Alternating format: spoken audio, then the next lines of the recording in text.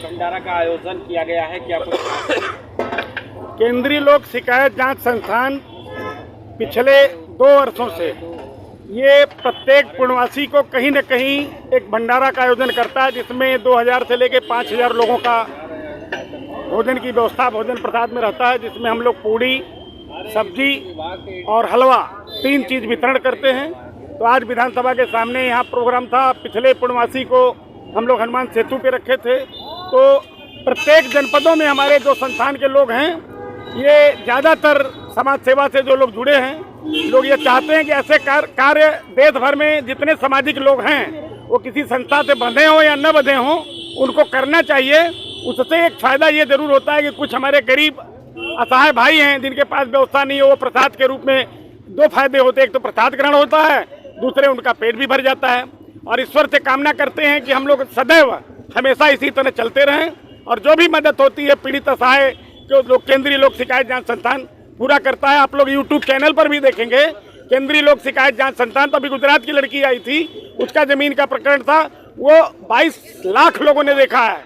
पिछले 3 दिन में 22 लाख लोगों ने वीडियो देखा है केंद्रीय लोक शिकायत जांच संस्थान में। केवल गुजरात की लड़की करिएगा तो उसकी समस्या का भी समाधान हमने कराया। सर, ये जो भंडारा का आयोजन कितने वर्षों से आप लगातार करते हैं? ये ऐसे तो हम बनारस में पैदा हुए, सामाजिक रूप से छोटा मोटा हलवा पूड़ी या कुछ न कुछ हम लोग हमेशा चलाते रहते हैं। लेकिन पूर्णवासी के दिन हम लोग पिछले 2 साल थे प्रत्येक पूर्णवासी के दिन करते रहते हैं, जिसमें राजेश जी का विशेष योगदान रहता है। ये उसका बनाते हैं, इनके साथ 20-25 लोगों की टीम है, और आशा ही नहीं पूर्ण विश्वास है कि हम लोग हमेशा करते रहेंगे। सर, ये जो केंद्रीय लोक शिकायत जांच संस्थान, इससे लोग कैसे जुड़ सकते हैं और इसका लाभ कैसे उठा सकते हैं? इसका लाभ ये होता है कि विभिन्न जगहों पर जमीन किसी की है, कब्जा किसी और ने कर लिया, और पीड़ित आदमी थाने पे जाता है तो पुलिस विभाग के लोग अपना पैसा ले लेते हैं, क्योंकि पीड़ित तो पैसा देगा नहीं। ऐसी स्थिति में हार के आता है तो हम लोग संबंधित जो उच्च अधिकारी हैं, SDM से लेकर के पुलिस कमिश्नर से लेकर के प्रमुख सचिव गृह से लेकर के मुख्यमंत्री तक हम लोग पैरवी करके उसको मदद कराते रहते हैं। वो चाहे घरेलू हिंसा हो, 3 तलाक का मामला हो या प्रॉपर्टी विवाद हो, समस्या कोई भी हो, उस समस्या का समाधान करते हैं। जिसमें यूट्यूब चैनल पे केंद्रीय लोक शिकायत जांच संस्थान का आप खोलेंगे तो तमाम आपको समस्याओं से वो देखा जा सकता है। सर, हमारे चैनल के माध्यम से देशवासियों को क्या कुछ खास संदेश देना चाह रहे हैं? आपके चैनल के माध्यम से हम देशवासियों से सिर्फ ये कहना चाहेंगे कि जो भी आदमी पीड़ित हों और असहाय हों, यहाँ तक कि भोजन की भी व्यवस्था न हो, इसके साथ साथ घरेलू हिंसा के शिकार हों, प्रॉपर्टी अगर किसी ने कब्जा कर लिया है, तो हम उनकी पूरी मदद करते हैं निःशुल्क। वो हमसे संपर्क कर सकते हैं। सर्वप्रथम आप हमारे चैनल के दर्शकों को अपना परिचय बताते हुए यहाँ पे आए हैं भंडारे में, क्या कुछ कहना चाहिए? जी, मैं स्वामी कन्हैया, प्रधान पुजारी शनि मंदिर वाराणसी ज्योतिषाचार्य, और मैं यह धार्मिक कार्य के निमित्त वाराणसी से सीधे कार के माध्यम से लखनऊ की धरती पर आया हूं, और यहाँ के सभी भाई बहनों को मैं प्रणाम करता हूं, श्रेष्ठ जनों को मैं प्रणाम करता हूं। और हमारे आदरणीय राष्ट्रीय अध्यक्ष जी गोपाल राय साहब जो इतना नेक अपूरित कार्य कर रहे हैं, लगातार कार्य कर रहे हैं, और आज कई हजार लोगों को खाना खिलाने का प्रबंध किया हुआ है। मैं इस कार्य से बहुत ही प्रसन्न हूँ। इस तरह का कार्य हमेशा चलते रहना चाहिए कि कोई तो हो जो बेसहारों का सहारा बने, कोई तो हो जो भूखों को रोटी दे। तो ये कार्य आप कर रही है, मैं इस भावना से बहुत ही प्रसन्न हूँ कि ऐसी भावना यदि सभी के पास हो जाए तो कोई देश में भूखा ही न रहे, कोई गरीब न रहे, कोई कष्ट में न रहे, क्योंकि मदद करने वाले का मदद भगवान स्वयं करते हैं।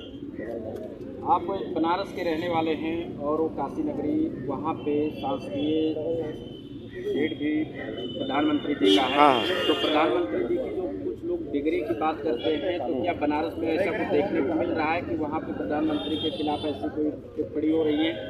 जी बिल्कुल, ऐसा कोई बात नहीं है। हमारे भारत में के प्रधानमंत्री आदरणीय नरेंद्र मोदी जी को हमारे काशी वासी देवता की तरह मानते हैं, भगवान तुल्य मानते हैं उनको भगवान भोलेनाथ का परम भक्त मानते हैं। इसलिए किसी तरह कोई विवाद नहीं है। डिग्री कोई मतलब का चीज़ नहीं है।